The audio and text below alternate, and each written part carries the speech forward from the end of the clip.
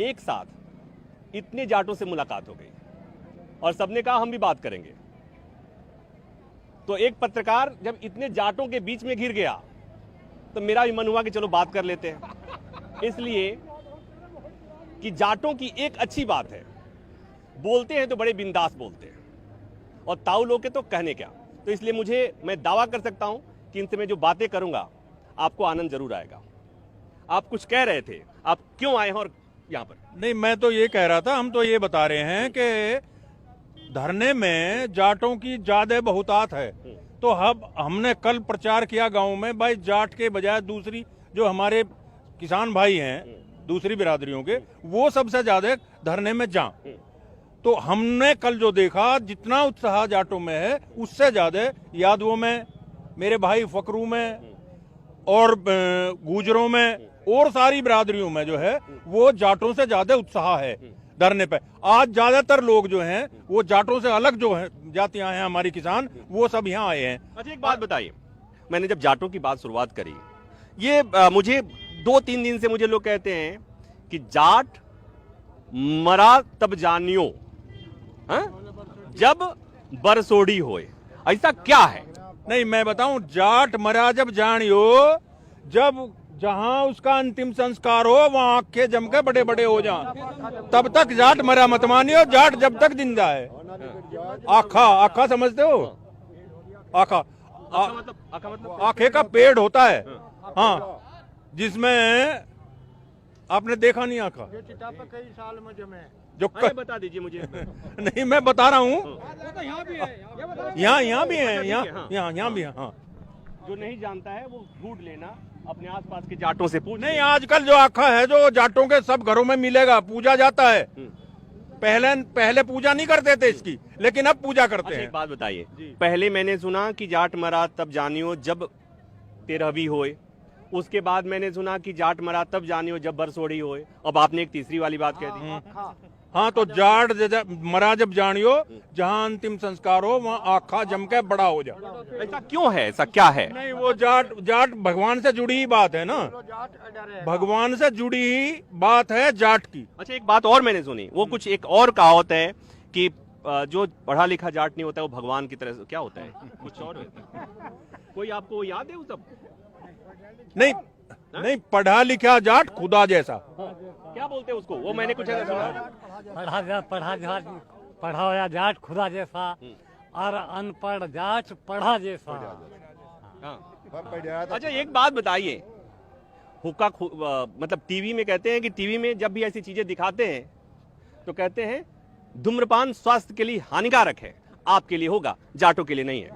तो ये जो आप फूंक मारे जा रहे हैं, तो ऐसा क्या है कि जाट जहां जाते हैं उनके साथ हुक्का होता ही होता है? हुक्का पहचान है जाटू की, हुक्का है जाटू की पहचान। हम रखे हैं अपने गैल 24 घंटे। इतिहास में भी लिखा है। अब बता दीजिए, इसी के लिए तो मैं 5 तत्व हैं। पानी, सुनो, पानी इसके अंदर है, अग्नि इसके अंदर है, वायु इसके अंदर है, खींची जाती है। सारे 5 तत्व सब इसी में है, इसलिए सुना था प्याला कहा जाता है। क्षिति जल पावक गगन समीरा। हाँ, तो इसमें ये 5 तत्व हैं। हाँ, 5 तत्व हैं, क्षिति जल पावक गगन समीरा। ये है इस जाटों के हुक्के। इसको पूरा क्या बोलेंगे इसको? अच्छा, अच्छा, इससे क्या क्या फायदा होता है जी? एक तो मान लिया फावड़ा चला रहे, थक गए, कहने के बाद हुक्का पी लो, तो कम से हुक्का 8 पौन घंटा पिया जाएगा। 8 पौन घंटा यो मानो एक ये विशेष रूप है सुस्ताने का।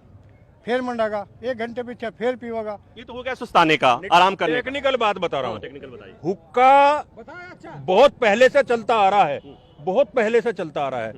आराम करने के लिए, पशु बैलों का आराम करने के लिए, किसान आराम करने के लिए इसे पीता था।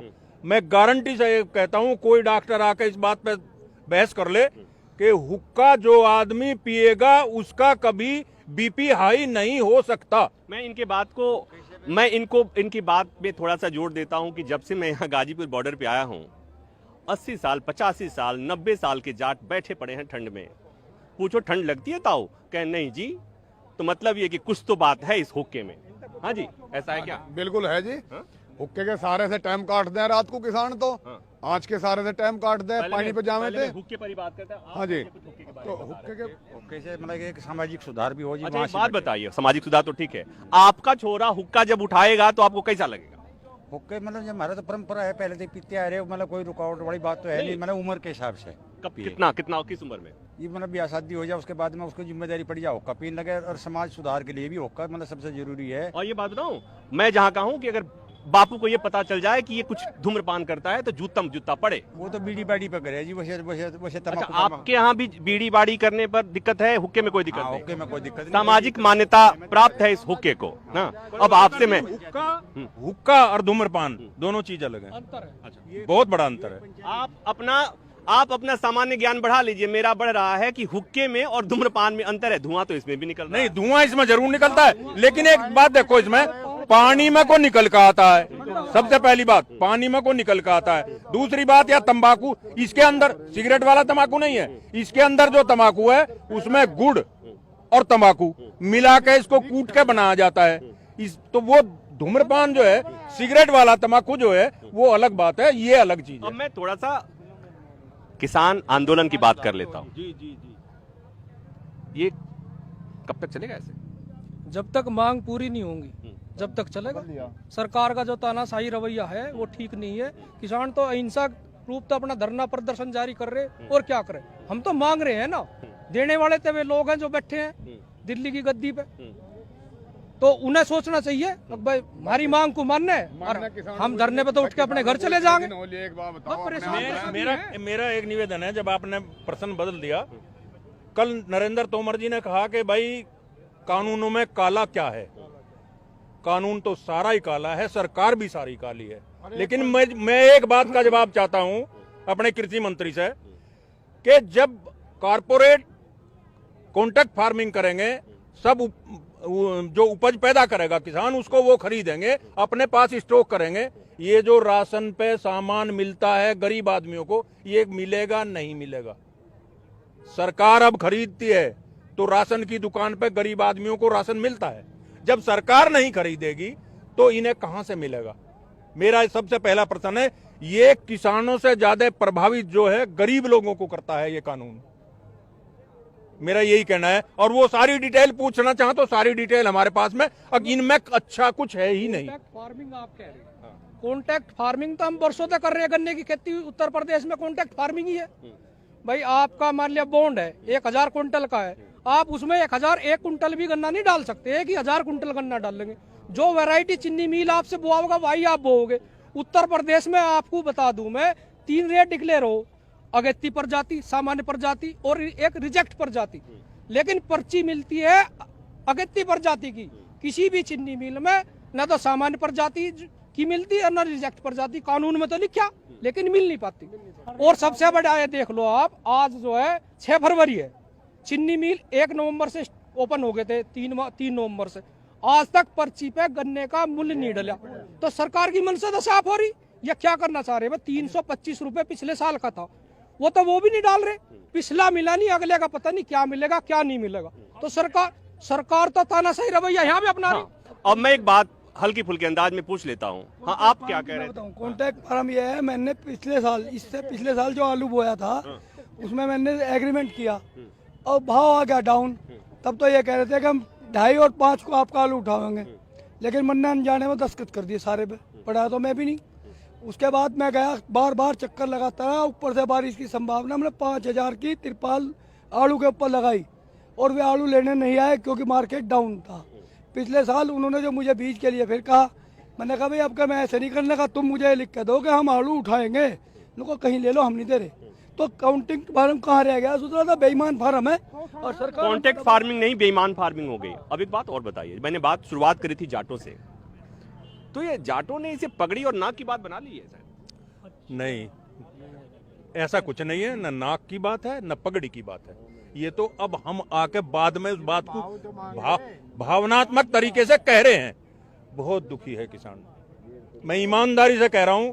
कुछ भी है, चाहे जब इन्हें ये दिखाई देगा कोरोना में कि सारी चीज खत्म होगी, देश में कुछ नहीं रहा, एक किसान बचा, उसका गन्ना भी पूरा ही बढ़ा, उसके गेहूं भी पूरे बढ़े, उसका सारा सामान सही हुआ।